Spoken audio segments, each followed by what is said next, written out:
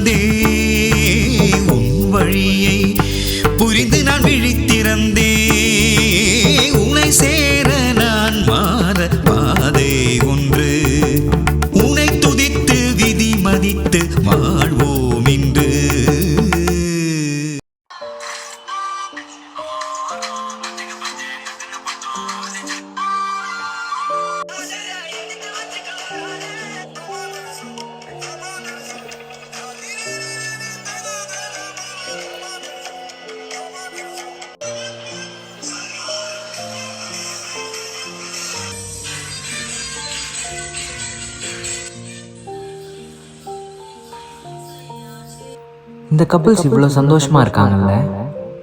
ஓ, இவர் கார் வாங்கிட்டாரா?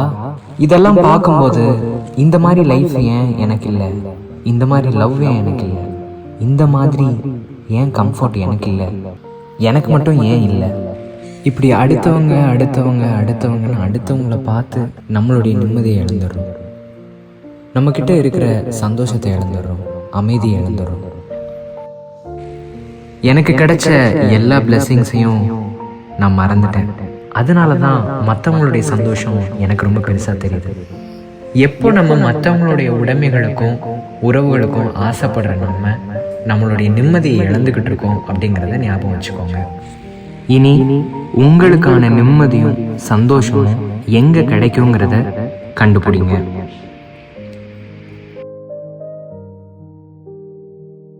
எனக்கானதை நான் கண்டுபிடிச்சிட்டேன்.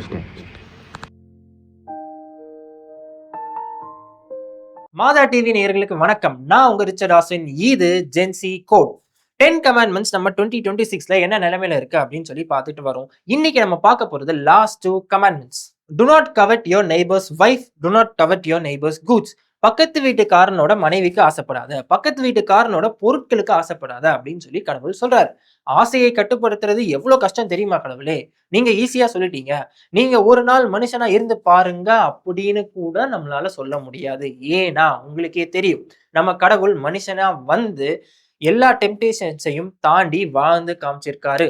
நம்ம ஊர்லலாம் இந்த சிசிடிவி கேமராவே தேவையில்லை. ஏன்னா நம்ம வீடுகள்ல இருக்கிற இந்த ஆன்டிஸ் 24/7 எல்லாரையும் பார்த்துட்டு தான் இருக்காங்க அப்படின்னு சொல்லி நகைச்சுவையா சொல்லுவாங்க. ஸோ அடுத்தவங்களை பார்த்து பார்த்து நம்ம வாழ்க்கையை நம்ம எப்போதான் வாழ போறோம் சொல்லுங்க? அங்க ஒருத்தர் கூப்பிடுறாரு, வாடா என் மகனே, என் மகளே, என் செல்லமே அப்படின்னு சொல்லி கூப்பிடுறாரு. ஆனா நம்ம பார்வை எங்க இருக்கு? பக்கத்து வீட்டுக்காரன் என்ன வச்சிருக்கான் அப்படின்றதுதான் இருக்கு. அங்க சர்ச்சில் ஃபாதர் கூப்பிடுறாரு, வாங்க மக்களே, என்ன பாருங்க, பூசையை பாருங்க அப்படின்னு சொல்லி கூப்பிடுறாரு. ஆனா சர்ச்சுக்கு போயும் நம்ம எதை பார்க்குறோம்? மத்தவங்க என்ன ட்ரெஸ் போட்டிருக்காங்க, என்ன நெக்லஸ் போட்டிருக்காங்க, என்ன செயின் போட்டிருக்காங்க, கம்மல் போட்டிருக்காங்கன்னு தான் பார்க்குறோம். எனக்கு தெரிஞ்சு ஃபாதர்ஸ் எல்லாரும் நல்ல செயின், கம்மல்லாம் போட்டுக்கிட்டா, இன்னும் மக்கள்லாம் வந்து இன்னும் ஃபோக்கஸ்டா மாஸ் பார்ப்பாங்கன்னு நெனைக்கிறேன். அந்த நிலைமையில தான் நம்ம இருக்கோம். அப்புறம் இன்னொன்னு, இந்த வாழ்றதே ஒரு வாழ்க்கை தான்ப்பா. இதுல என்ன ரூல்ஸ், ரெகுலேஷன்ஸ், கமாண்ட்மெண்ட்ஸ் அப்படின்னு அந்த டயலாக் சொல்றாங்கல்ல, அந்த டயலாக் தான் எல்லா கெட்ட பழக்கத்துக்கும் ஸ்டார்ட்டிங் பாயிண்ட். அப்பாவும் தாத்தாவும் வந்தார்கள் போனார்கள். நீயும் சாகப் போற, நானும் சாகப் போறேன். தப்பென்ன சரி என்ன எப்போதும் விளையாடு. எப்பாதை போனாலும் இன்பத்தை தள்ளாது. சோறுண்டு சுகமுண்டு மது உண்டு மாது உண்டு மனமுண்டு என்றாலே சொர்க்கத்தில் இடம் ஒன்று போடா அப்படின்னு சொல்றாங்கல்ல. அவங்கலாம் சத்தியமா சொர்க்கத்துக்கே போக மாட்டாங்க. நரகத்துக்கு தான் போவாங்க. ஆ அப்படின்னு அந்த எண்ணெய் சட்டிக்குள்ள உட்காந்து கத்திட்டு இருக்கும்போது அப்போ தெரியும். சோ அவனை பாரு, அவன் ஒய்ஃபுக்கு வந்து ஃப்ளவர்லாம் வாங்கி கொடுக்குறான். நீ எனக்கு காலி கவர் கூட வாங்கி கொடுக்க மாட்டியே. அவனை பாரு, ஒய்ஃபை வந்து வேர்ல்ட் டூர்லாம் கூட்டிட்டு போறான். நீ இங்க இருக்கிற மெரினா பீச்சுக்கு கூட என்ன கூட்டிட்டு போக மாட்டியே அப்படின்னு சொல்லி இந்த மாதிரி மத்தவங்கள பார்த்து நம்ம வீடுகள்ல நிறைய சண்டை வருது. அவன் ஆசையில 2 தோசைய ஊத்து அப்படின்னு சொல்லி இந்த படம் டயலாக் மாரி, உண்மையிலேயே நம்ம ஆசையெல்லாம் கட்டுப்படுத்தலாம். நம்மளுடைய பேராசைய வந்து கட்டுப்படுத்தினா, அப்போதான் நமக்கு சரியான பாதை நமக்கு தெரியும். குடும்பம், கடவுள், முன்னேற்றம் அப்படின்னு அப்போதான் நம்ம கண்ணு வந்து கிளியரா தெரியும். சோ கடவுள் சொன்ன மாரி பக்கத்து வீட்டுக்காரனோட பொருட்களுக்கும், மனைவிக்கும் ஆசைப்படாமல் நம்ம சரியான பாதையில், கடவுளின் பாதையில் நம்ம செல்லணும். சோ மத்தவங்களோட மனைவிக்கும், பொருட்களுக்கும் ஆசைப்படாமல் இருப்போம். கடவுள் சொன்ன மாதிரி. இத்தனை நாள் நம்ம இந்த 10 கமாண்ட்மெண்ட்ஸ பார்த்துட்டு வரோம். இந்த கட்டளைகள்லாம் போடப்பட்டது நம்மை கட்டுப்படுத்துவதற்காக போடப்பட்டது கிடையாது. நம்மை கட்டமைக்கிறதுக்காக போட்டது. நம்மை கட்டி எழுப்புவதற்காக போட்டது.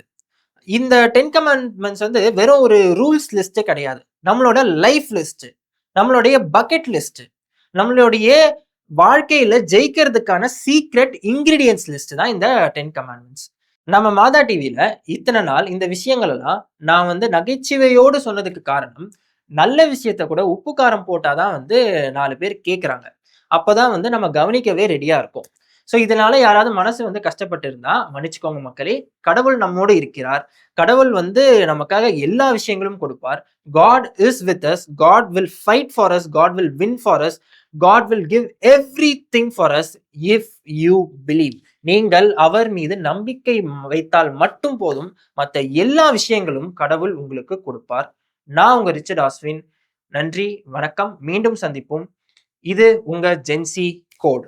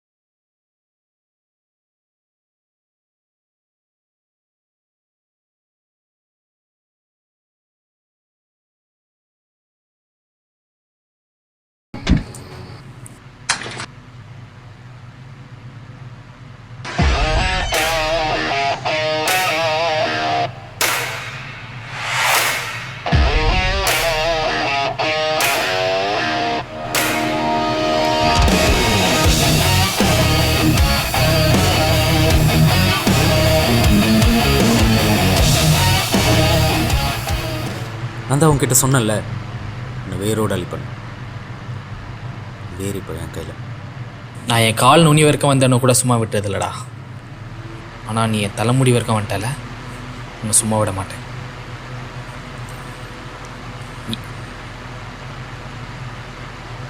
இவ்வளோ ஈஸியாக ஒன்று கொள்ளணும். வாடா.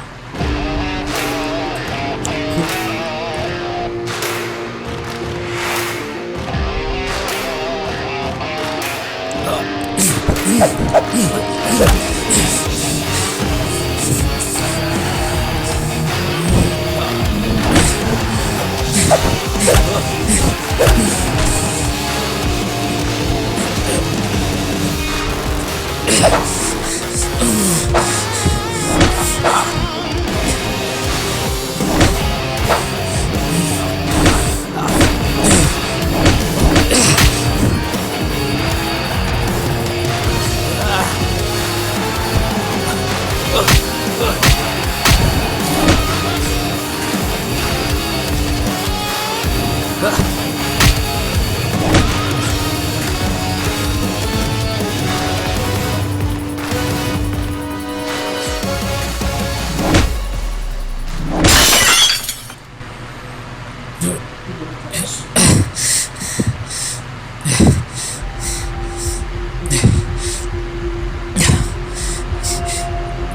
வாழ்க்கையை முடிச்சல.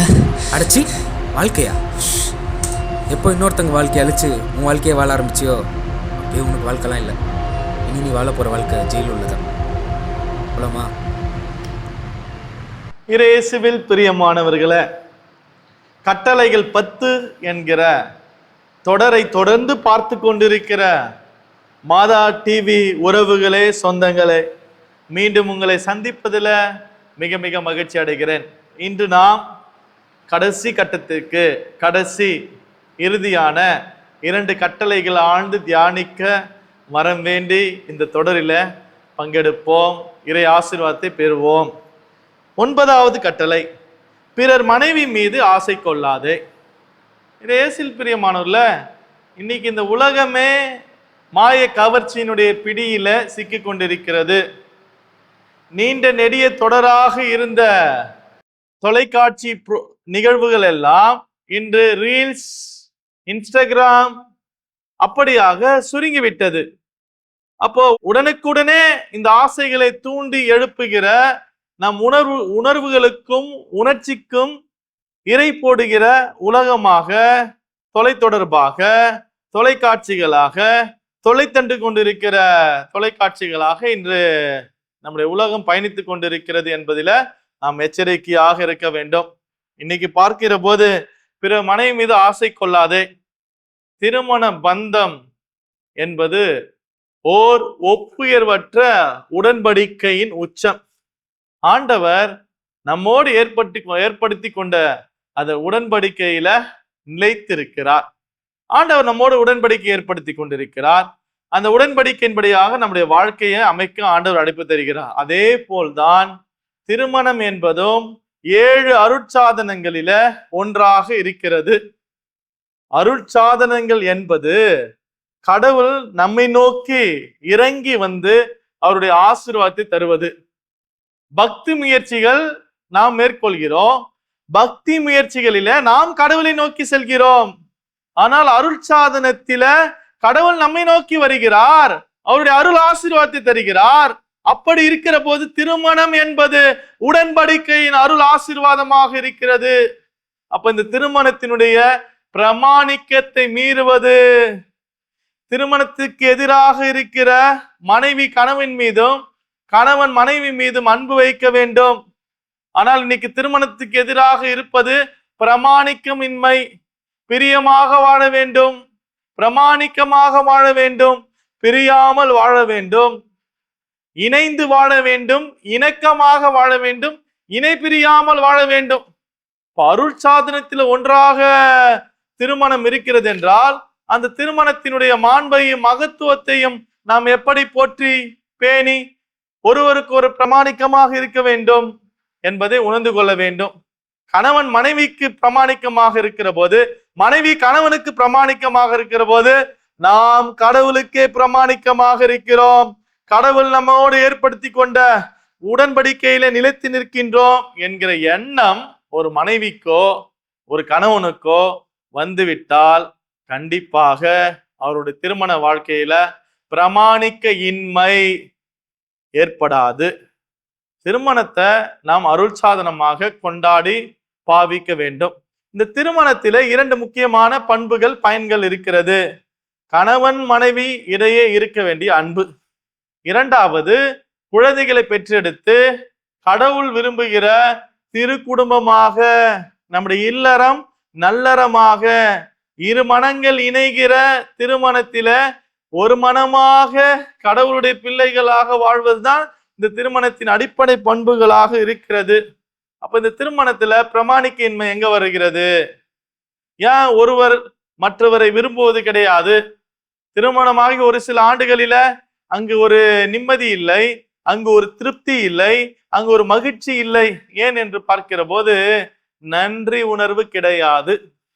ஒரு மனிதன் காட்டிலே விரைந்து ஓடி வேட்டையாட செல்கிறான். ஒரு கதை அழகாக இந்த பிரமாணிக்கத்தோடு எப்படி வாழ்வது என்பதை உணர்த்துகிறது. பிரமாணிக்கத்தோடு வாழ வேண்டும் என்றால் நாம் நன்றி உள்ளவர்களாக இருக்க வேண்டும்.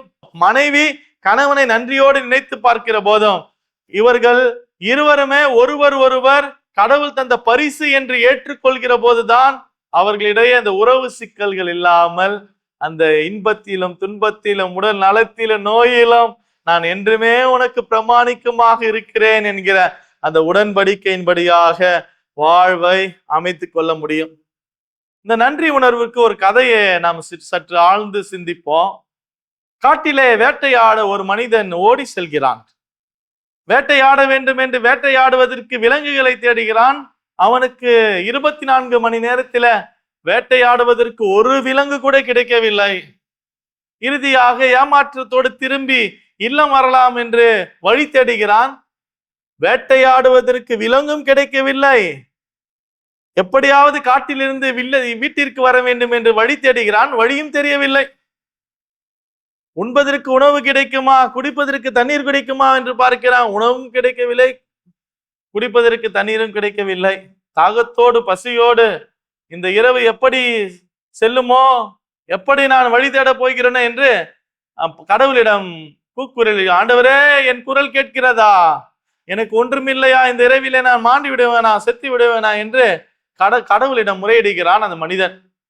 கடவுள் அவனோடு பேசுகிற, அன்பு மகனே, நீ நின்று கொண்டிருக்கிற அந்த மரத்திற்கு மேலே பார், நீ நின்று கொண்டிருக்கிற இடத்திற்கு மேலே பார், அது சுவையான ஆப்பிள் மரம், அந்த மரத்தில ஏறி பசியை போக்கிக் கொள் என்று ஒரு குரல் கேட்கிறது. நிமிர்ந்து மேலே பார்க்கிறான். சுவையான ஆப்பிள்கள் எல்லாம் தொங்குகிறது. கடகடவென மரத்தில் ஏறுகிறான். ஒரு முதல் ஆப்பிளை பறித்து வாயில் வைத்து சுவைக்கிறான். ஆண்டவரே உமக்கு நன்றி, இந்த ஆப்பிள் பழம் சுவையாக இருக்கிறது என்று ஆண்டவருக்கு நன்றி கூறுகிறான். இரண்டாவது பழத்தை சுவைக்கிறான். ஆண்டவரே மிக மிக நன்றி, என்னுடைய பசிக்கு இந்த ஆப்பிளை விருந்தாக சுவையாக உணவாக தந்திருக்கு நன்றி. மூன்றாவது ஆப்பிளை பிடுங்குகிறான், சாப்பிடுகிறான், நன்றி கூறுகிறான். நான்காவது ஆப்பிள், ஐந்தாவது ஆப்பிள் என்று தொட்டு சுவைக்கிறான். சுவை இல்லாமல் இருக்கிறது, கொஞ்சம் அழுகி போகிவிட்டது என்று குறை கூறிக்கொண்டு அந்த ஆப்பிள்களை தூக்கி எறிந்து விடுகிறான். ஏழாவது ஆப்பிளை பறிக்காமலே சொல்கிறான், அது நன்றாக இருக்காது, சுவையாக இருக்காது என்று. ஆம், இறையேசுவில் பிரியமானவர்கள, குடும்ப வாழ்க்கையும் இப்படிதாங்க அமையுது. கணவன் மனைவி வாழ்க்கை பிரியமாக பிரமாணிக்கமாக தொடங்குகிற வாழ்க்கை எப்படி முறிவுபடுகிறது, எங்கு சந்தேகம் வருகிறது, எங்க பிரமாணிக்க இல்லாமல் போய்விடுகிறது. நன்றி உணர்வு இல்ல. இந்த மனைவி கடவுளால் தரப்பட பொக்கிஷம், என் கணவன் கடவுள் தந்த பரிசு என்று ஒவ்வொரு நொடி பொழுதும் ஆண்டவருக்கு நன்றி செலுத்துகிற கணவனாக மனைவியாக இருக்கும் போதுதான் பிரமாணிக்கத்தோடும் பிரியமாக பிரியாமல் இணைந்து இணக்கமாக இணை பிரியாமல் வாழ முடியும். அப்படி நன்றி உணர்வு இருக்கும் போதுதான் பிறர் மனைவி மீது ஆசை கொள்ளாது. தனக்குரியது தன் மனைவி. அருள் சாதனம் என்கிற திருமணத்திலே கிடைக்க பெற்ற பொக்கிஷம் என் கணவன் என்று மனைவி கணவனையும் கணவன் மனைவியையும் ஒன்றாக இணைந்து நன்றாக இல்லறத்தை நல்லறமாக கட்டி எழுப்ப முடியும். இந்த 9வது கட்டளை நமக்கு தருவது என்ன? நமக்கு கொடுக்கப்பட்டிருக்கிற மனைவி, நமக்கு கொடுக்கப்பட்டிருக்கிற கணவன் கடவுள் தந்த பரிசு என்று நன்றி சொல்லி வாழ்கிற போது அந்த குடும்பம் நன்றியின் குடும்பமாக திருக்குடும்பமாக மாறுகிறது. அப்படி உங்கள் குடும்பமும் மாற, அப்படி நீங்களும் வாழ்ந்திட நன்றி சொல்லிக் கொண்டே இருங்கள். 10வது கட்டளையை தியானிக்கிறோம். பிறருக்குரியது எதையும் கவர்ந்திட விரும்பாதே. இந்த வார்த்தைகள் ரொம்ப முக்கியம் இறையேசுவில் பிரியமானவர்கள. தொடக்க நூல் 3:6 வாசித்து பாருங்க. தொடக்கத்தில் 3:6 வாசிக்கிறோம். ஏவாளுக்கு நடந்த சோதனை. பாம்பின் வழியாக ஏவாள் எப்படி சோதிக்கப்பட்டார்? பாம்பு அந்த பழம் பார்ப்பதற்கு அழகாக இருக்கிறது, சுவையாக இருக்கிறது. அழகாக சுவையாக இருக்கிற பழத்தை சாப்பிட்டு விட்டால் நீ கடவுளை போல் மாறிவிடலாம் என்கிற ஆசையின் கவர்ச்சியில ஏவாள் சிக்கிக் கொள்கிறாள். தான் மட்டும் சிக்கிக் கொண்டோமே என்று எண்ணிவிடாமல் தன் கணவனுக்கும் அந்த அழகான இனிமையான பழம் என்று கணவனையும் கவர்ந்து இழுக்கிறார். ஆதி பெற்றோர்கள் பாவம் செய்கிறார்கள், கீழ்ப்படியாமையால் பாவம் புகுந்தது என்று வாசிக்கிறோம். அதே வார்த்தை தான் இங்கு தரப்பட்டிருக்கிறது. கடவுளுக்குரியதை, கடவுள் எதை வேண்டாம் என்று சொன்னாரோ அதை ஏன் கவர்ந்திட நாம் விரும்பினோம்? ஏன் கவர்ந்திட வேண்டும் என்று ஆதி பெற்றோர்கள் விரும்பினார்கள்? அதுதான் 10வது கட்டளை. பிறருக்கு உரியது எதையும் கவர்ந்திட விரும்பாது.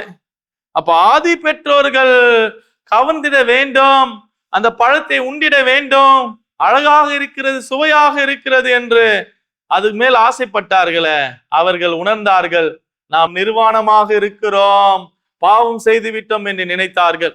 ஆம், இந்த உலகில இன்று போர்கள் நடந்து கொண்டிருக்கிறது. எதற்காக? பிற நாட்டினுடைய கனிம வளங்கள், பிற நாட்டில இருக்கிற அந்த வளங்களை என்னுடையதாக்கி கொள்ள வேண்டும் என்கிற சுயநலம்தான் பிறர் உடைமையை, பிறருக்கு உரியது எதையும் கவர்ந்திட நம்மை தூண்டுகிறது. ஆனால் இந்த 10வது கட்டளை சொல்லுது, கடவுள் உனக்காக வைத்திருக்கிறார், ஆசைப்படு, பேராசைப்படாத, தேவைக்கேற்ற வாழ்வை வாழு, விருப்பத்திற்கேற்ப சேர்த்து வைத்துக் கொள்ளாதே என்பதை தெள்ள தெளிவாக பிறருக்கு உரியது எதையும் கவர்ந்திட விரும்பாதே என்கிற 10வது கட்டளையின் வழியாக அழைப்பு தருகிறார். ஆம், இயேசுவில் பிரியமானவர்களே, மீண்டும் உங்களுக்கு நான் நினைவுபடுத்துகிறேன், 10 கட்டளைகள் எல்லாம் செயல்பாடுகள். இதை செய்ய வேண்டும், இதை செய்யக்கூடாது. அதுதான் ஆக்ஷன் ஓரியன்டட், செயல்பாடுகளில செய்வது. ஆனால் இயேசு இந்த 10 கட்டளைகளை எல்லாம் 2 கட்டளைகளாக மாற்றுகிறார், அன்பின் கட்டளை தருகிறார். எல்லாவற்றுக்கும் மேலாக கடவுளை மட்டும் அன்பு செய், உன்னை நீ அன்பு செய்வதை போல பிறரையும் அன்பு செய். அன்பை ஒவ்வொரு கட்டளைக்குள்ளும் செலுத்தி, அன்பை ஒவ்வொரு கட்டளையினுடைய மையமாக கொண்டு அன்பை வாழ்வாக்குவோம், அன்பை கொண்டாடுவோம், அன்பு கட்டளைகளை கடைபிடிப்போம். ஆண்டவர் விரும்புகிற ஒரு நல்ல மனிதர்களாக, புனிதர்களாக இந்த 10 கட்டளைகளையும் நாம் பின்பற்றுவோம், இந்த 10 கட்டளைகளும் வாழ்வாக்குவோம் என்பதை கூறி சிறப்பாக இந்த தொடரில பிறர் மனைவி மீது ஆசை கொள்ளாதே, பிறருக்குரியது எதையும் கவர்ந்திட விரும்பாதே என்பதை நினைத்து, தியானித்து, சிந்தித்து வாழ்வாக்குவோம். இறை ஆசீர்வாதத்தை பெற்றுக்கொள்வோம். மீண்டுமாக என்னுடைய நல்வாழ்த்துக்களையும் ஆசீர்வாதங்களையும் ஜபங்களையும் தெரிவித்துக் கொள்கிறேன். நன்றி, வணக்கம்.